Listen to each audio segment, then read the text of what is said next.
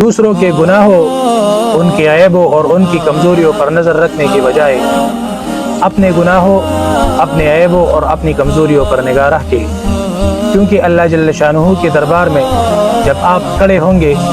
تو آپ کو صرف اپنے متعلق، اپنے گناہوں کے متعلق، اپنے عیبوں کے متعلق، اپنی کمزوریوں کے متعلق اور اپنی نافرمانیوں کے متعلق اللہ جل شانہ کو جواب دینا ہوگا، نہ کہ دوسرے لوگوں کے متعلق۔ لہٰذا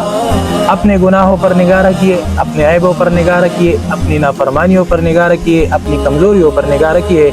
تاکہ آپ کی زندگی بھی آسان ہو اور آخرت میں آپ اللہ جل شانہ کے سامنے سرخرو ہو سکے، اور دوسرے مسلمان بھائیوں کی زندگی بھی آسان ہو تاکہ وہ بھی اپنے گناہوں، اپنے عیبوں اور اپنی کمزوریوں پر نظر رکھ سکے۔ لہٰذا اس اچھی بات کو تمام مسلمان بھائیوں کے ساتھ شیئر کرے تاکہ تمام مسلمان بھائی اللہ جل شانہ کے دربار میں سرخرو ہو سکے۔ والسلام۔